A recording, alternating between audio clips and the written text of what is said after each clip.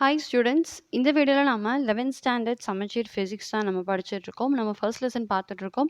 நம்ம சேனலில் இப்போ தான் பார்க்குறீங்கன்னா பிளேலிஸ்ட்டோட லிங்க்கை நான் கமெண்ட் செக்ஷனில் கொடுக்குறேன் ஸ்டூடெண்ட்ஸ். ஸோ நீங்கள் எல்லா வீடியோஸும் பார்த்துக்கலாம். இன்றைக்கி நம்ம பார்க்க போகிறது measurement of mass. Measurement of லென்த்தை நம்ம ஆல்ரெடி பார்த்துட்டோம். அது எப்படி மெஷர் பண்ணுவாங்கங்கிறதையும் நம்ம டீட்டெயிலாக படிச்சிட்டோம். இந்த வீடியோவில் நம்ம measurement of mass and measurement of time தான் பார்க்க போகிறோம். ஸோ மாஸுங்கிறது ப்ராப்பர்ட்டி ஆஃப் மேட்டர். அது டெம்பரேச்சர்னாலேயோ ப்ரெஷர்னாலேயோ அந்த பொருள் எங்கே இருக்குது அந்த லொக்கேஷனை பொறுத்தோ அது மாறவே மாறாது. அதுதான் மாஸ்.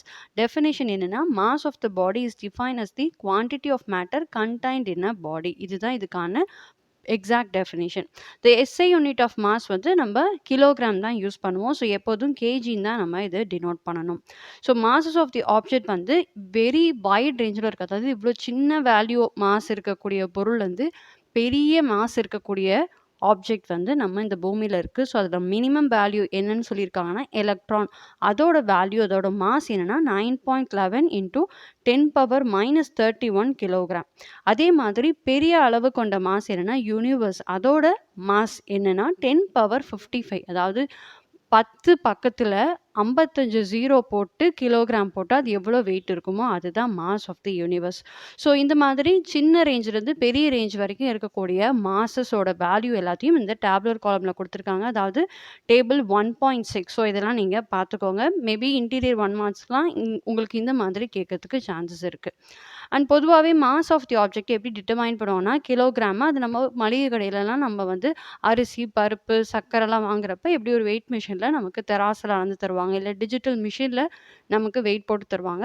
ஸோ அந்த மாதிரி ஜென்ரலான பொருட்களை தான் நம்ம வெயிட் போட்டு வாங்குவோம்.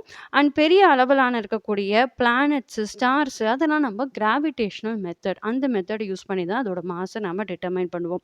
ஸோ இன்னும் ரொம்ப மைன்யூட் வேல்யூ, அதாவது எலக்ட்ரான், புரோட்டான் அந்த மாதிரி அட்டாமிக் அண்ட் சப்அட்டாமிக் பார்ட்டிகல்ஸ் அதோட மாஸை தான் டிட்டர்மைன் பண்ணுறதுக்கு நாம் மாஸ் ஸ்பெக்ட்ரோகிராஃப் ஓட உதவியை கொண்டு நாம் அதை செய்வோம். ஸோ இதுதான் மாஸை பற்றி நம்ம கொடுத்துருக்காங்க. ஜென்ரலாக மாஸ் டிட்டர்மைன் பண்ணுறதுக்கு நிறைய இருக்குது. அதாவது தெராஸ் இருக்குது, டிஜிட்டல் வெயிட் மிஷின்ஸ் இருக்குது, ஸ்ப்ரிங் பேலன்ஸ் இருக்குது. இந்த மாதிரி நிறைய டைப் ஆஃப் எலக்ட்ரானிக் கேட்ஜெட்ஸோ இல்லை மேனுவலாவோ நம்ம மாஸை வந்து கண்டுபிடிக்க முடியும். ஸோ இதுதான் மெஷர்மெண்ட் ஆஃப் மாஸ். அந்த டாப்பிக்கில் நம்ம பார்க்கக்கூடிய விஷயங்கள். அடுத்து மெஷர்மெண்ட் ஆஃப் டைம் இன்டர்வல்ஸ்ன்னு வரப்போ கிளாக் வந்து டைம் இன்டர்வலை நம்ம கண்டுபிடிச்சிக்கிறதுக்கு, அதாவது இந்த நேரத்துலேருந்து இந்த நேரத்துக்கு இடையில இவ்வளோ மணி நேரங்கள் இருக்குது, இவ்வளோ நிமிடங்கள் இருக்குது, இவ்வளோ நொடிகள் இருக்குது, இதெல்லாம் நம்ம கண்டுபிடிக்கிறதுக்கு தான் நம்ம கிளாக் யூஸ் பண்ணுறோம்.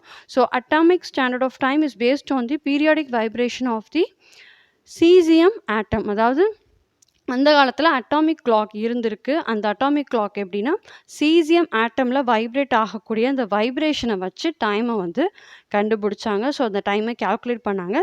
சில கிளாக்லாம் நாளடைவில் டெவலப் ஆன கிளாக்ஸ். அது வந்து electronic oscillator, solar clock, quartz crystal clock, atomic clock, இந்த மாதிரி நிறைய கிளாக்ஸ் வந்து பிற்காலத்தில் ஒவ்வொன்றா கண்டுபிடிக்கப்பட்டது.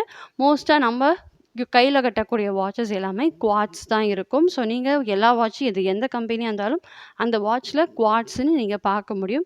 ஸோ இதுதான் நம்ம மெஷர்மெண்ட் ஆஃப் டைமில் பார்க்குறோம். அதே மாதிரி டைம் இன்டர்வல் வந்து ரொம்ப சின்ன வேல்யூலேருந்து பெரிய வேல்யூ வரைக்கும் இருக்குது. அதாவது ஸோ இந்த டேபிள் நீங்கள் பார்த்தீங்கன்னா ஒவ்வொரு டைம் வேல்யூஸை தெரிஞ்சுக்க முடியும். உதாரணத்துக்கு கண் சிமிட்டக்கூடிய நேரம் 10⁻−1 செகண்ட்ஸ்ன்னு சொல்கிறாங்க. அதாவது 0.1 செகண்ட். அதே மாதிரி ஒரு ஹார்ட் பீட்டுக்கும் அடுத்த ஹார்ட் பீட்டுக்கும் இன்பிட்வீன் இருக்கக்கூடிய டைம் என்னென்னா 10⁻0 second. Anything power 0 is 1 second. That means 1 second. So இந்த மாதிரி ஒவ்வொரு விஷயத்துக்குமான டைம் இன்டர்வல் வேல்யூஸ் கொடுத்துருக்காங்க. ஸோ இதெல்லாம் நீங்கள் ஒரு கிளான்ஸ் பார்த்துக்கோங்க. 1 மார்க்ஸ்லாம் இன்டீரியர் கேட்கணுன்னா நிறைய மேக்ஸிமம் இந்த டேப்லர் காலம்ஸ்லாம் ஸ்டூடெண்ட்ஸ் நீங்கள் படிக்க மாட்டீங்க. அதெல்லாம் நீங்கள் ஜஸ்ட் கிளான்ஸ் பார்த்து வச்சுட்டு கொஞ்சம் மைண்டில் ரிஜிஸ்டர் பண்ணிக்கிட்டிங்கன்னா உங்களுக்கு 1 மார்க்ஸ் ஆன்சர் பண்ணுறதுக்கு ஈஸியாக இருக்கும். அவ்வளோதான் ஸ்டூடெண்ட்ஸ். இன்றைக்கி நம்ம வீடியோவில் measurement of mass and measurement of time பார்த்தோம். ரொம்ப சிம்பிளான கண்டென்ட் தான் கொடுத்துருக்காங்க. ஸோ இதோட நம்ம இந்த மெஷர்மெண்ட் டாபிக் கம்ப்ளீட் பண்ணுறோம். நெக்ஸ்ட் கிளாஸில் நம்ம தியரி ஆஃப் எரர்ஸ் பார்ப்போம். ரொம்ப இன்ட்ரெஸ்டிங்காக இருக்கும். ஸோ தொடர்ந்து நம்ம சேனலை பாருங்கள் ஸ்டூடெண்ட்ஸ். நிறைய உங்களுக்கு தேவையான வீடியோஸ் எல்லாம் வந்துக்கிட்டே இருக்குது. அது எல்லாமே உங்களுக்கு யூஸ்ஃபுல்லாக இருக்கும். All the very best students, study well and happy learning.